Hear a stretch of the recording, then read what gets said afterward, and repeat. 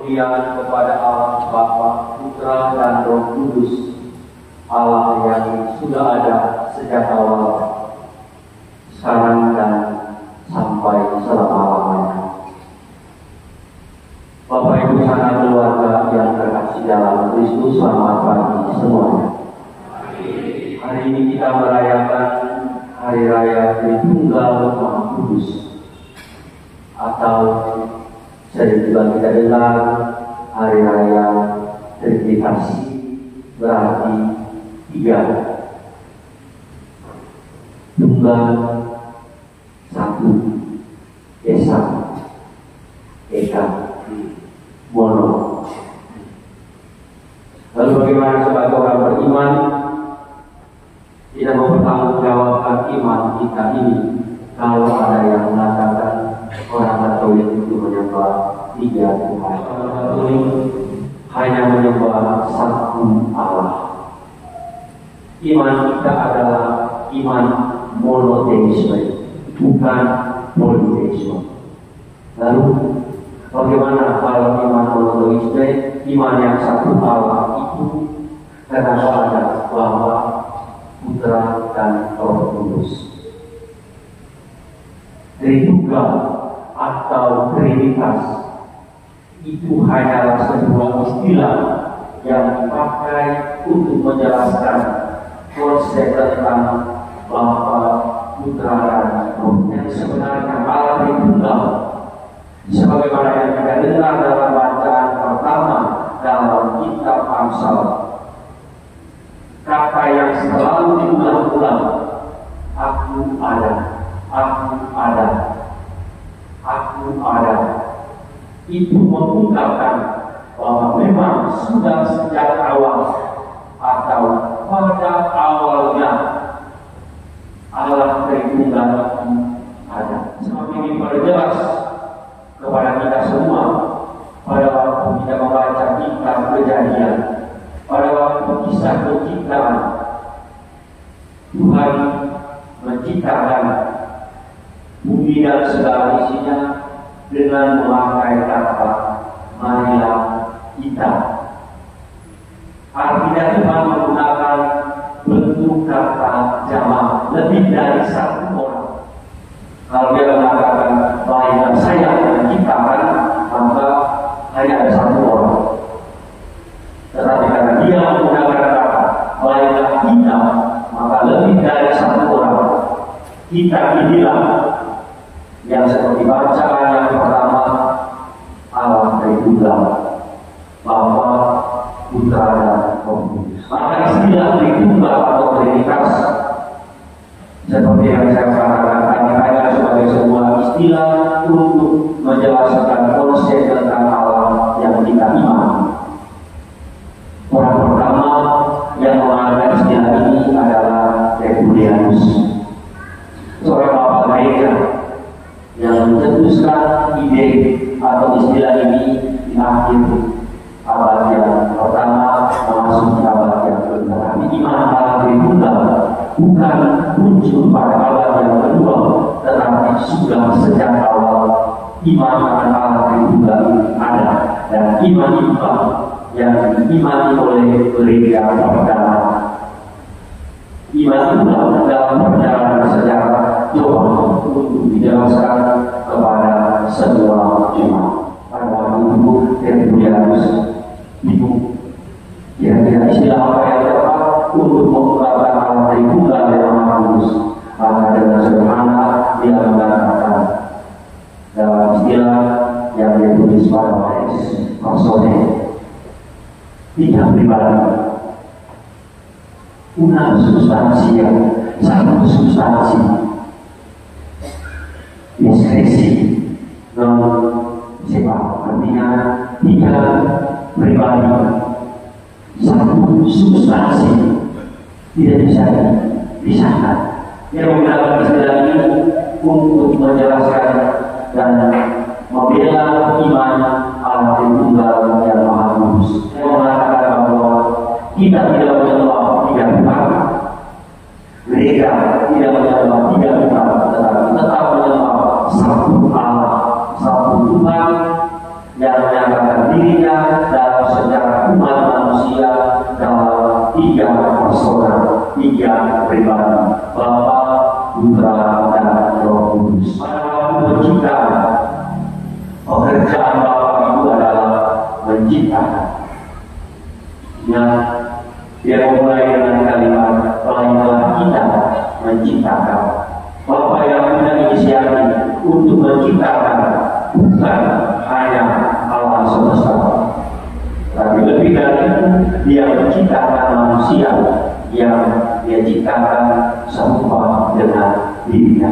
Manusia adalah gambar Allah, imago Dei. Tuhan menciptakan itu, dan pada waktu dia menciptakan Roh Kudus yang adalah Roh Allah yang sudah ada sejak awal itu, ada bersama dengan Allah. Bisa dikatakan bahwa Tuhan menciptakan Roh Allah itu melayang-layang di atas permukaan air.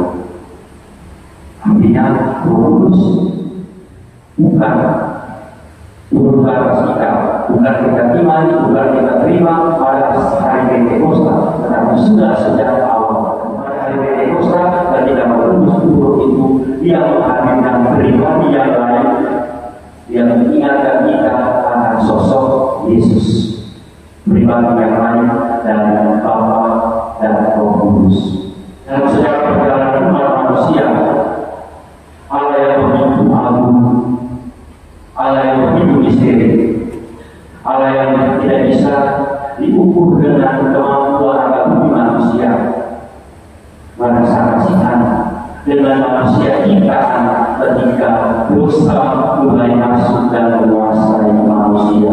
Allah adalah kasih, dan karena Allah adalah kasih, jadinya Paulus Benedictus dalam dokumen Deus Caritas Est, Allah adalah kasih, dan karena kasihnya itu dia tidak mau agar manusia ciptaan dia, imago Dei, gambar Allah, kehilangan martabatnya. Maka dia memilih seseorang pribadi yang lain yang datang, dan sebelum pribadi yang lain datang itu dia mengutus para nabi untuk mempersiapkan semuanya agar kita orang-orang pilihannya bisa menerima dia yang datang, yang pribadi yang kedua yang kita sebut dengan Putra atau Tuhan Yesus Kristus. Allah yang begitu misteri, Allah yang rahasia yang tidak bisa diukur dengan kemampuan manusia, tetapi karena Allah adalah kasih, maka dia masuk dalam sejarah hidup umat manusia lewat Yesus, Allah yang tidak kelihatan, Allah yang misteri, Allah yang sangat-sangat menunjukkan dirinya kepada umat manusia saja yang sudah menjadi daging dan tinggal di antara kita. Injil Yohanes bab 1.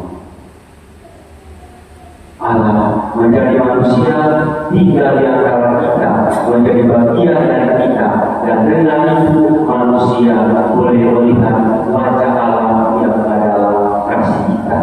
Manusia yang berdosa bisa melihat Allah yang begitu misteri. Manusia yang berdosa mulai mengenal Allah yang begitu rahasia, walaupun akal bumi manusia tidak bisa mengungkapkan sepenuhnya misteri Allah. Satu Agustinus pada waktu dia menulis tentang Allah Tritunggal, dia sampai kepada sebuah refleksi, Allah itu misteri. Dan jika Allah bisa dijelaskan dengan akal bumi manusia, maka dia bukan misteri lagi. Allah yang kelihatan dalam Yesus ini menyapa kita semua, tetapi kita ini adalah orang-orang yang berdosa. Maka ketika Filipus bertanya kepada Yesus, Tuhan, tunjukkanlah Allah kepada kami, itu sudah cukup. Apa yang Yesus jawab? Filipus, sudah sekian lama engkau bersama dengan saya, tetapi engkau tidak tahu. Barang siapa yang melihat aku, dia melihat Bapa. Yesus adalah wujud nyata kehadiran konkret Bapa yang tidak kelihatan itu di hadapan kita. Misteri ada yang tidak kelihatan memasuki sejarah manusia dalam diri Yesus lewat tubuhnya dan darahnya. Hal yang tidak kelihatan menyatakan dirinya dalam diri Yesus pribadi yang kedua. Tapi Yesus tahu dia harus meninggalkan murid-muridnya, tapi dia berjanji akan memberikan seorang penolong yang lain yang kita sebut Roh Kudus, yang kita sebut Parakletos. Roh Kudus adalah pribadi yang lain dari Bapa dan Putra. Roh Kudus adalah penghibur yang menghadirkan wajah Bapa dan Putra kepada kita. Maka janji Yesus tentang Roh Kudus bukanlah sosok yang lain dari yang lain, atau sosok yang berbeda dari Putra dan Bapa, tetapi Roh Kudus untuk mengingatkan kita akan sosok Bapa dan sosok Putra. Itulah kesatuan iman Allah Tritunggal yang Maha Kudus. Bapa yang menciptakan dengan sabdanya, dengan kata-katanya, dengan firman.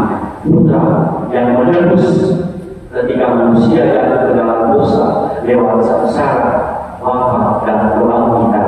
Dan Roh Kudus yang membimbing, yang mengubahkan, yang menuntun gereja sampai pada kepenuhan akhir.